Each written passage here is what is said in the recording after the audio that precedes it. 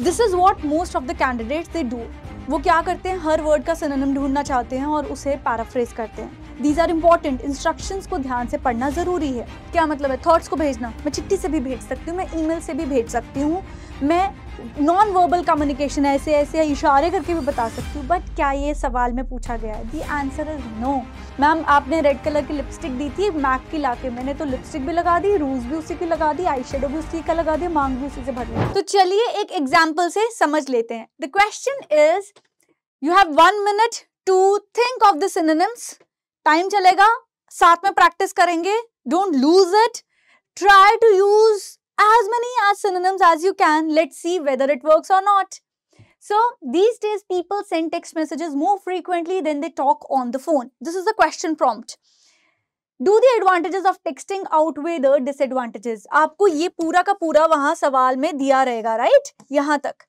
तो अब होता क्या है, we'll try के देखें कितना करते हैं। 1 minute का समय दे रही हूँ, स्टार्ट करके देखना, ठीक है, कि आपसे होता है कि नहीं। ये तो चला ही गया, ठीक है। So let's see.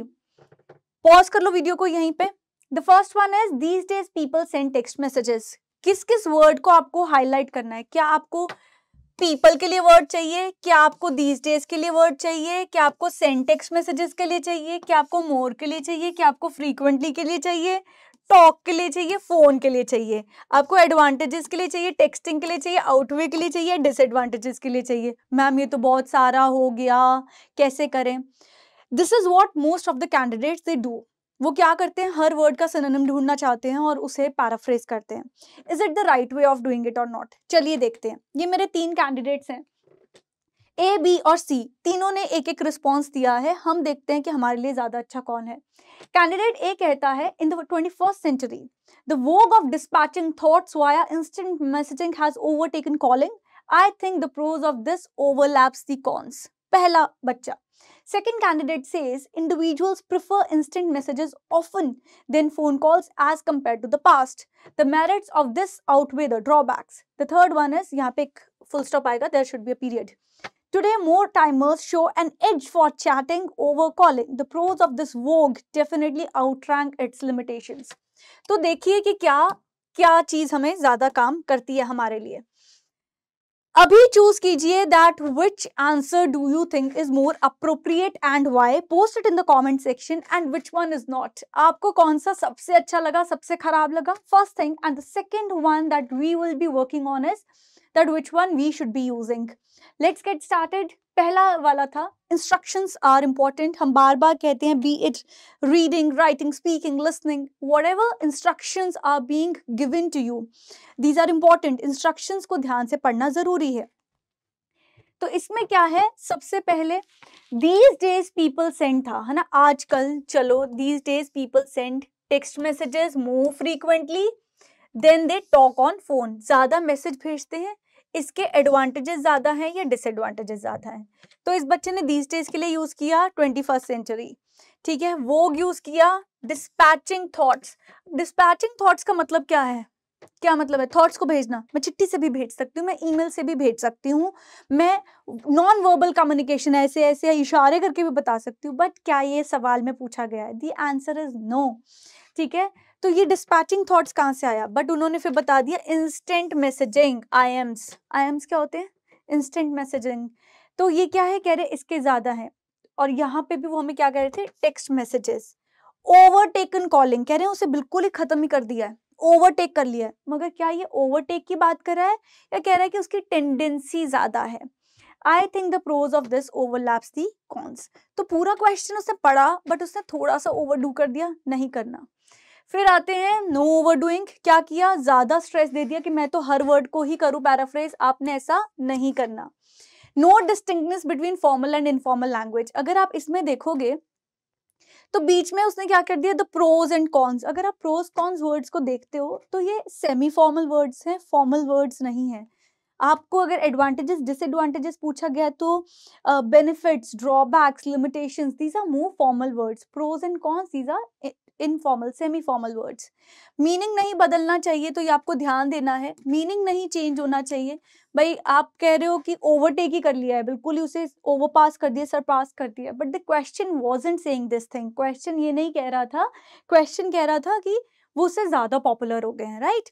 तो ये क्या है, हमारा नुकसान कर गया भाई, ये वाली तो हमें नहीं चलेगी। दूसरा बच्चा आया, थोड़ा सा ज्यादा फैंसी बन रहा था, ओवर डूइंग मेकअप। मैम आपने रेड कलर की लिपस्टिक दी थी मैक की लाके, मैंने तो लिपस्टिक भी लगा दी, रूज भी उसी की लगा दी, आई शेडो भी उसी का लगा दिया, मांग भी उसी से भर ली, तो क्या होगा, कैसे लगेंगे, सुंदर? मुझे तो नहीं लगता। हाँ, तो इसने क्या किया, ये क्वेश्चन था, इसने इसका ये रिस्पॉन्स दिया, ये देख रहे हो ओवर ही हंस रहा है, ओवर ज्यादा फैंसी हो गया। तो क्या कह रहे more timers show an age, ठीक है, शोइंग एन एज, उसने इडियोमैटिक लैंग्वेज भी यूज की। चैटिंग, अगेन चैटिंग फॉर्मल है या इनफॉर्मल है। Over calling, the pros of this work definitely outrank its limitation, ये सबसे कॉमन एरर है, ज्यादा करने के चक्कर में गलती कर देना, प्लीज डोंट डू दैट, ठीक है।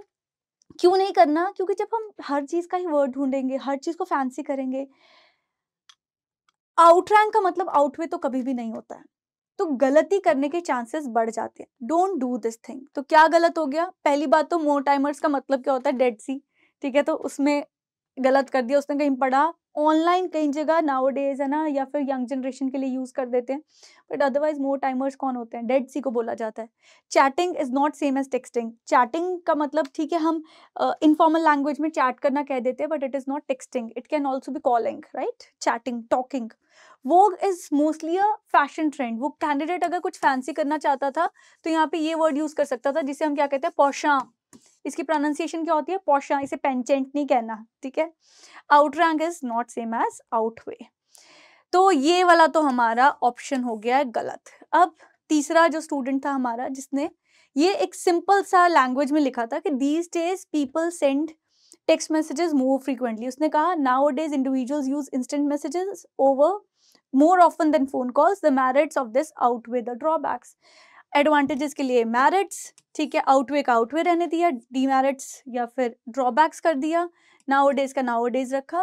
एक बैलेंस्ड वे में इस बच्चे ने पैराफ्रेजिंग की है, सिनोनिम्स यूज किए हैं, तो this is a much better approach, this is still not the best.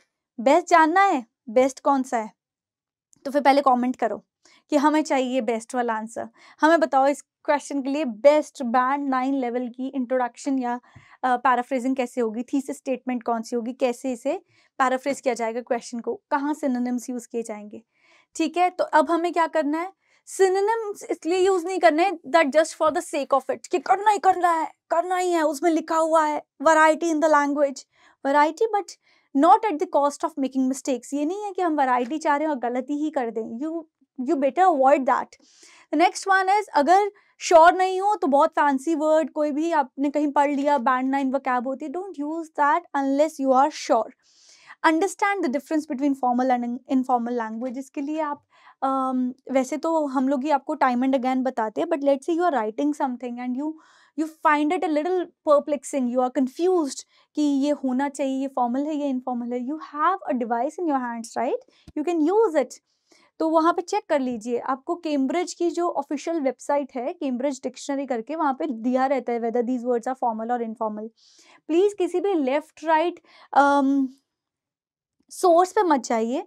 अगर आपको कोई भी डाउट है when it comes to English for IELTS, always refer to either Cambridge और BBC, these are the better websites. आपको बाकी बहुत सारे चैनल्स मिलेंगे, और अगर आपको फिर भी लगता है कि मैम मुझे वहाँ पे डाउट है, post it in the comment section, just approach us and we will give you the explanation and the reason कि ये फॉर्मल क्यों नहीं है, या है तो कहाँ से आया। Do not paraphrase each and every word, सब वर्ड्स को आपको पैराफ्रेज करने की, उनके सिनोनिम्स की जरूरत नहीं है।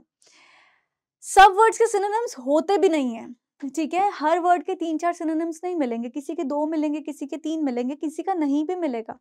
तो फिर क्या करें, उसके लिए या तो उसके आपको noun form, adverbial form, verb form, इस तरह से उसमें वैरायटी लाइए, पैसिव बना दीजिए, और अगर नहीं हो रहा तो इट्स ओके, ठीक है। कुछ वर्ड्स कीवर्ड्स होते हैं, you need to use them the way they are, तो उसको ये नहीं करना कि हर वर्ड का ही होना चाहिए, ठीक है। इफ अनश्योर तो पैसिव वॉइस यूज कीजिए, एक बहुत ईजी तरीका है। पैसिव एक्टिव पैसिव नहीं आता तो बता देना, सिखा देंगे।